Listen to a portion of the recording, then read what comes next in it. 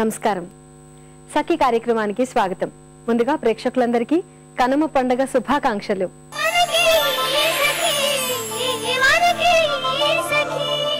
సఖలు, సంక్రాంతి పండుగ జరుపుకున్న మర్నాడు జరిపే పండుగను కనుమ పండుగ అని పిలుస్తారండి. రైతులకు తమ పశువులతో ఉండే అనుబంధం చాలా అపురూపమైంది. వాటికి రకరకాల పేర్లు పెడతాడు రైతు. వాటిని ప్రేమగా సాదుకుంటాడు. పశువులకి మాటలు రావు, కానీ అవి తమ యజమాని అయిన రైతు చెప్పే మాటల్ని చాలా చక్కగా అర్థం చేసుకోగలవు. పేరు పెట్టి పిలవగానే ప్రతిస్పందించగలవు కూడా. రైతులకి తన వ్యవసాయ పనిముట్లతోనూ అనుబంధం ఉంటుంది. తన పొలాల్లో చాకిరీ చేసే కూలీలు, జీతగాళ్ల పట్ల కూడా రైతులు ఆత్మీయతను కలిగి ఉంటారు. పంట తన చేతికి వచ్చి తన ఇల్లు ధాన్య రాశులతో కళకళలాడాలంటే పశువులు, పరికరాలు, మనుష్యులు తోడ్పాటునిచ్చినప్పుడే సాధ్యమవుతుంది అని రైతులకి బాగా తెలుసు. అందుకే తన శ్రమలో భాగం పంచుకున్న అందరికీ ఈరోజు కృతజ్ఞతలు చెప్తారు. ఆ రోజే కనుమ పండుగని జరుపుకుంటారు రైతులు. మరి మరిన్ని విషయాలు ఈ కార్యక్రమం చూసిన తర్వాత చెప్పుకుందాం.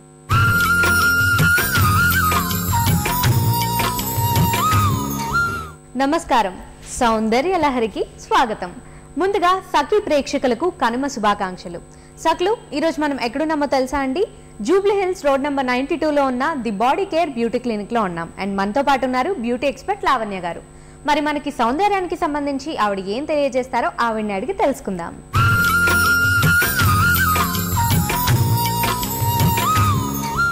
నమస్కారం లావణ్య గారు. నమస్కారం అండి. ఎలా ఉన్నారు? బాగున్నానండి. మరి ఈ రోజు మా సఖలకి సౌందర్యానికి సంబంధించి ఏం తెలియజేయబోతున్నారు? నేను హెయిర్ స్పా గురించి చెప్పబోతున్నాను. జనరల్ గా హెయిర్ స్పా ఏంటంటే పర్మనెంట్ స్ట్రైట్నింగ్ కానీ, డ్రై హెయిర్ కానీ, కలర్డ్ హెయిర్ కానీ మంచి షైనీ లుక్ రావడం కోసం బాగా ఉపయోగపడుతుంది. సో దాని ప్రొసీజర్ ఏంటి, ఎలా అనేది నేను ఎక్స్ప్లెయిన్ చేస్తాను. ఓకే, సో ఈ రోజు అయితే హెయిర్ స్పా చూస్తున్నాము. అది కూడా స్మూత్నింగ్ అండ్ అలానే షైనీ గ్లో కోసం చూస్తున్నాం. ఓకే, మరి స్టార్ట్ చేద్దాం అయితే. తప్పకుండా. తిని మా హెయిర్ డ్రెస్సర్. హాయ్ అండి. తర్వాత హెయిర్ చూడండి. ఫస్ట్ ఈ హెయిర్ కర్లీగా ఉంది బాగా, తర్వాత డ్రై ఉంది. ఈ హెయిర్ ఏంటంటే తర్వాత ఇది స్మూత్నింగ్ కోసం కానీ, లేకపోతే షైనీ లుక్ రావడం కోసం. ఇప్పుడు మీరు చూస్తే షైనీ లేదు hair, first of all dry అనిపిస్తుంది బాగా. అండ్ దట్టు బాగా కర్లీగా ఉంది. వీళ్ళకి ఏంటంటే ముందు మేనేజ్ చేయాలి హెయిర్ అంటే చాలా కష్టం.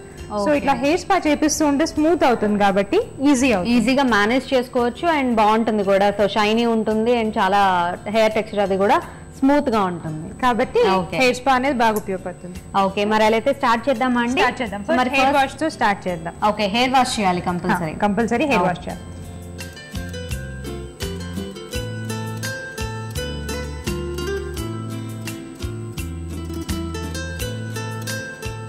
ఓకే, హెయిర్ వాష్ అయిపోయింది కదండి, మరి నెక్స్ట్ ఏం చేయాలి? ఇప్పుడు హెయిర్ వాష్ అయిపోయింది కదా, పూర్తి డ్రై కాకముందే ఇది యాంప్యూల్ అన్నమాట. ఈ యాంప్యూల్ బేబీ హెయిర్ ఏదైతే ఉందో దానికి స్ట్రెంగ్తెన్ చేయడానికి. సో ఇది కండిషనర్ తో పాటు కలిపేసి first of all only roots వరకు అప్లై చేస్తారు. తర్వాత కండిషనర్ మాత్రం టిల్ ఎండ్ వరకు అప్లై చేస్తారు. సో ఫస్ట్ అయితే సెక్షన్స్ తీసుకోవాలి. ఓకే, ఫస్ట్ సెక్షన్స్ తీస్తారు.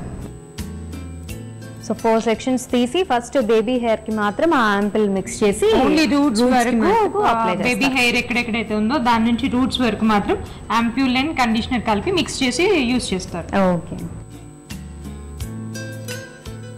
సో ఇది అప్లై చేసిన తర్వాత మాక్సిమం ఎంతసేపటి వరకు ఉంచాలంటారు? కనీసం ఒక 15 minutes వరకు ఉంచాలి. ఓకే, మరి 4 సెక్షన్స్ తీసేసుకున్నాం కదండి. సో ఇప్పుడు ఆ బేబీ హెయిర్స్ కి అది అప్లై చేయాలి కదా?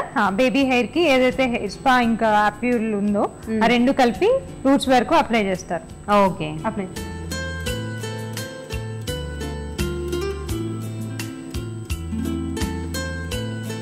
ఓకే, మరి రూట్స్ కి ఫస్ట్ అప్లై చేసేసాం కదండి, మరి ఇప్పుడు నెక్స్ట్ ఇప్పుడు క్రీమ్ బాత్ మొత్తం టిల్ ఎండ్ వరకు అప్లై చేస్తాం. ఏంటంటే నాకు యాంప్యూల్ కలిపి అప్లై చేస్తాం కదా, ఇప్పుడు ఓన్లీ క్రీమ్ బాత్ మాత్రమే టిల్ వరకు ఎండ్ వరకు మనం అప్లై చేస్తాం. ఓకే, సో దట్ మొత్తం కండిషనర్ అవుతుంది అండ్ షైనీ లుక్ వస్తుంది. ఓకే, సో ఇదంతా కూడా 15 minutes ఉంచాలి అప్లికేషన్ అంతా అయిపోయిన తర్వాత. ఓకే,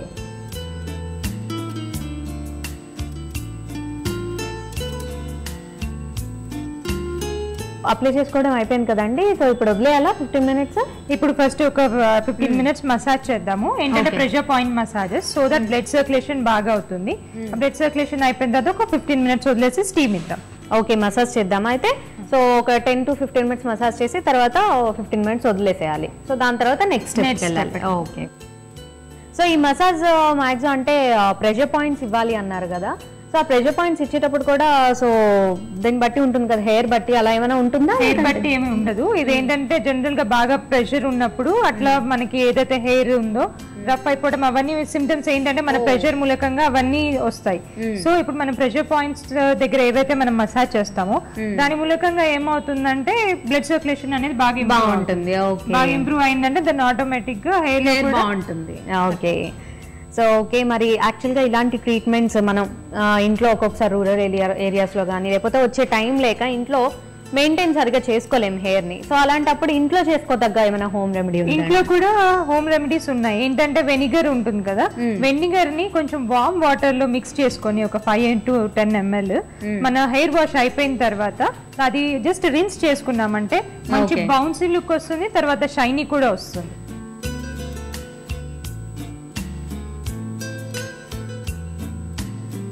సో మరి మసాజింగ్ అయిపోయింది కదండి, 15 minutes వదిలేద్దామా? మరి 15 minutes వదిలేసిన తర్వాత నెక్స్ట్ స్టీమ్ ఇద్దాం.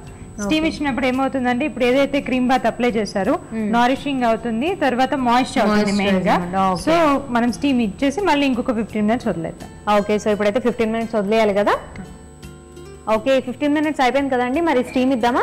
ఒక 5 minutes స్టీమ్ ఇద్దాము. ఎందుకంటే ఇప్పుడు ప్రెషర్ పాయింట్స్ లో ఏవైతే మసాజ్ చేశారో పోర్స్ ఓపెన్ అవుతాయి. సో ఇప్పుడు ఒక స్టీమ్ ఇవ్వటం మూలకంగా ఏమవుతుందంటే మాయిశ్చర్ అయిపోతుంది మొత్తం లోపలికి, సో దట్ ఇంకా బ్లడ్ సర్క్యులేషన్ ఇంప్రూవ్ అవుతుంది అండ్ మాయిశ్చర్ నారిషింగ్ అన్ని అవుతాయి. కాబట్టి ఇంకొక 5 minutes స్టీమ్ కంపల్సరీగా ఇవ్వాలి. సో 5 minutes స్టీమ్ ఇస్తే ఏంటంటే సో పోర్స్ ఓపెన్ అయ్యి అండ్ మనం ఇప్పుడు అప్లై చేసిన క్రీమ్ బాత్ అంతా కూడా హెయిర్ బాగా అబ్జర్వ్ చేస్తుంది. సో దానివల్ల మాయిశ్చరైజర్ ఇంకా అలానే మాయిశ్చరైజింగ్ అలానే నరిష్మెంట్ బాగుంటుంది. ఓకే, మరి స్టీమ్ ఇద్దాం అయితే. ఓకే, మరి స్టీమ్ ఇచ్చేసాం కదండి, మరి నెక్స్ట్ ఏం చేయాలి? నెక్స్ట్ ఏంటంటే ఓన్లీ వాటర్ తోటి వాష్ చేయాలి, షాంపూ అదేమి యూజ్ చేయకూడదు. ఆల్రెడీ మనం షాంపూతో ఫస్ట్ స్టార్టింగ్ లో హెయిర్ వాష్ చేసాం కాబట్టి ఇప్పుడు షాంపూ అది ఏం యూజ్ చేయకుండా ఓన్లీ హెయిర్ వాష్ చేయాలి. ఎందుకంటే మనం ఒకవేళ హెయిర్ వాష్ చేసినప్పుడు జనరల్ గా లాస్ట్ లో కండిషనర్ పెడతాం, so the same way conditioner పెట్టాం కాబట్టి ఓన్లీ వాటర్ తో వాష్ చేయాలి, షాంపూ యూజ్ చేయకుండా. అండ్ రేపు కావాలనుకుంటే షాంపూ ఇంకా కండిషనర్ కంపల్సరీగా ఇప్పటి నుంచి యూజ్ చేయడం స్టార్ట్ చేస్తే ఏదైతే రఫ్నెస్ ఉందో పోతుంది and that will be really good. So అయితే ఈ రోజు మాత్రం అసలు షాంపూ అనేది యూజ్ చేయకూడదు, కావాలంటే రేపటి నుంచి యూజ్ చేసుకోవచ్చు, వన్ డే దాన్ని అలా వదిలేసేయాలి. సో ఇప్పుడైతే జస్ట్ వాటర్ తో వాష్ చేస్తాం అంతే కదా.